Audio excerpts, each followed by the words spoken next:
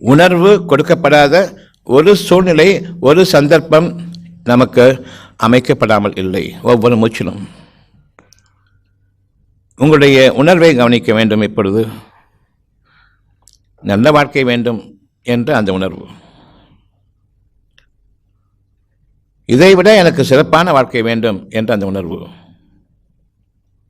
துன்பம் தீண்டாத வாழ்க்கை வேண்டும் என்ற உணர்வு, என் குடும்பம் சகிதமாக கண்குளிர்ச்சியாக நான் வாழ வேண்டும் என்ற அந்த உணர்வு,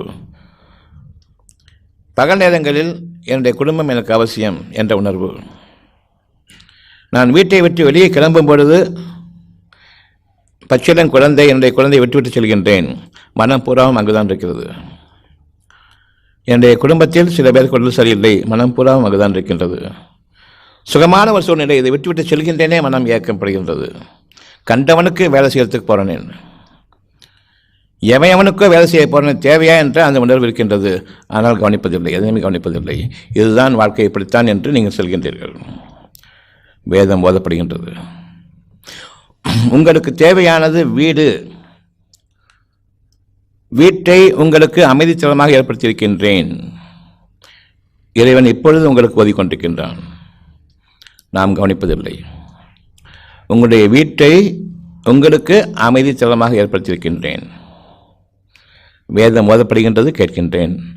ஆமாவா இல்லையா? ரோட்டை நாய்களுக்கு ஏற்படுத்தியிருக்கின்றேன், வீட்டை உங்களுக்கு ஏற்படுத்தியிருக்கின்றேன். நம்ம நாயை வீட்டில் வச்சு பூட்டிட்டு நம்ம ரோட்டுக்கு போகிறோம், வேலை செய்ய போகிறோம், நாய்க்கும் சேர்த்து தீனி போடுறதுக்கு. ஊர் உலகத்தினுடைய போக்கு எந்த அளவுக்கு கெட்ட விரோத போக்கு, மனதின் சாட்சியத்திற்கு விரோதமாக என்பதையும் கவனிக்க வேண்டும். அந்த வீட்டை உங்களுக்கு பாதுகாப்பும் கொடுக்கக்கூடிய தளமாக ஏற்படுத்தியிருக்கின்றேன். உணர்வு வேதம் ஓதப்படுகின்றது. இந்த வேதம் உங்களுக்கு ஓதப்படும் பொழுது நீங்கள் அமைதியாக இருக்க வேண்டும். ஒவ்வொரு மூச்சிலும் வேதம் ஓதப்பட்டுக் கொண்டிருக்கின்றது. எந்த ஒரு மூச்சும் வேதம் ஓதப்படாமல் இல்லை. எந்த ஒரு மூச்சிலும் உங்களுக்கு கவலை இல்லாமல் இல்லை. நீங்கள் அவனிடம் கேட்பதற்கு முன்பாகவே கவலையை நீக்கியிருக்கின்றான், அமைதியை கொடுத்திருக்கின்றான். நன்றி உணர்வு உடையவர்களுக்கு இந்த அமைதி புரியும். நாம் அமைதியை வாங்க முடியாது. என்னுடைய அறிவை உபயோகப்படுத்தும் அந்த நேரம் முதலாக எனக்கு கேடுதான். கவலை கவலை கவலை. இந்த சூழ்நிலை வந்தால் பார்த்துக்கொள்ளலாம், வரும், பார்த்து கொள்ள முடியாது, இன்னமும் மோசமான நிலை. அந்த சூழ்நிலை வந்துவிடக்கூடாது என்று இப்பொழுது யார் விரும்புகின்றார்களோ அவர்களுக்கு நல்ல சூழ்நிலை மாறுகின்றது. அவர்களை அறியாமலேயே உணர்வு அவர்களுக்கு நல்லறிவை புகட்டுகின்றது. நல்லறிவு என்பது கெட்டதை பார்க்காது, நல்லதை மட்டுமே பார்க்கும். ஊர் பார்க்காது, தனக்காக உருவாக இருக்கக்கூடிய அந்த உலகத்தை காணும். ஊர் மக்கள் எல்லோரும் ஒரு வழியை பின்பற்றுகின்றார்கள். நீங்கள் ஒரு புதிய கண்டுபிடிப்பாளர்களாக மாறுகின்றீர்கள். உலகம் அறியாத ஒன்று, அவர்களுக்கு தேவையான ஒன்றை நீங்கள் கண்டுபிடிக்கின்றீர்கள். உலகம் பூராவும் உங்கள் பக்கம் திரும்பும். ஒவ்வொருவருக்கும் அந்த உணர்வு இருக்கின்றது. தனித்தனிய முறையே பெரும் பெரும் கண்டுபிடிப்பாளர்களாக நீங்கள் ஒவ்வொருவரும் உருவாக வேண்டும். அது மற்ற மக்களுக்கு பெரும் உதவியாக இருக்கும். இப்பொழுது நீங்கள் சம்பாதிப்பது சன்மானம், பணம் அல்ல. ஏனென்றால் நான் படிக்கப் போகும் பொழுது இதை வைத்துக்கொண்டு சம்பாதிக்க வேண்டும், பணம் சம்பாதிக்க வேண்டும் என்று நான் படிக்க செல்கின்றேன்.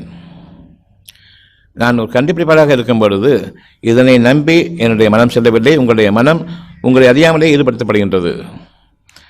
சத்தியத்தின் பால் கவனம், நன்மை இருக்கின்றது. மற்றவர் அவ்வளவு பேரும் உலகத்தின் பாதையை நோக்கி போகும் பொழுது இந்த 5 அறிவு என்ன அறிவிக்கின்றதோ அதை நோக்கி சென்று கொண்டிருக்கும் பொழுது என் மனம் உள்ளத்தை நோக்கி திரும்பியிருக்கின்றது, உணர்வை நோக்கி திரும்பியிருக்கின்றது. அங்கு அறிவிக்கப்படக்கூடிய ஞானமும் வெளிப்படையாக இருக்கக்கூடிய அறிவும் சமமல்ல. மறைவானதை பார்க்கக்கூடிய ஞானம், வெளிப்படையாக பார்க்கக்கூடிய அறிவு, கல்வி அறிவு, அது பணத்தை எதிர்பார்த்து காத்திருக்கும். எங்கு குணத்தை எதிர்பார்த்து நான் காத்திருக்கின்றேன். எனக்காக ஒரு சிறப்பான குணம் அமைக்கப்பட்டிருக்கின்றது. அறியும் திறன், ஒவ்வொன்றிலிருந்தும் நுணுக்கமாக நன்மையை அறியும் திறன். அந்த திறன் உங்களுக்கு அறியாமலே உங்களுக்கு போற்றப்படுகின்றது. இறுதியாக ஒரு கண்டுபிடிப்பு நிகழ்கின்றது. மனித சமுதாயத்திற்கே ஒட்டுமொத்தமான ஒரு புதிய கண்டுபிடிப்பாக நிகழ்கின்றது. அதனை நீங்கள் பணம் என்ற ஒன்றை குறிவைத்து இந்த வழியில் செல்வீர்களானால் நிச்சயமாக அது நமக்காக அனுமதிக்கப்பட்டதில்லை. பணத்தை யார் நம்ப மாட்டார்களோ உணர்வின் பக்கம் இருப்பவர்கள் மட்டும்தான். அவர்களுக்கு இறைவன் அறிவிக்கின்றான் தன்னுடைய ஞானங்களில் இருந்து. படைப்பாளன் உங்களுடைய வீடுகளில் நீங்கள் அதிகமாக தங்கும்பொழுது மட்டும்தான் அந்த படைப்பின் ரகசியம் உங்களுக்காக அறிவிக்கப்படுகின்றது.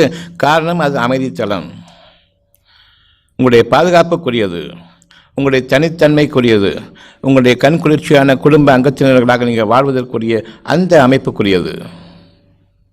உலக மக்களை விட்டும் பாதுகாக்கப்பட்ட அந்த வீட்டுக்குள் நீங்கள் நுழைய வேண்டும். இறை அச்சத்துடன் தீமைகளை களைந்துவிட்டு எந்த விதமான கேடுகளும் என்னை எனக்கூடாது என்று இப்பொழுதும் வேதம் ஓதப்பட்டுக் கொண்டிருக்கின்றது.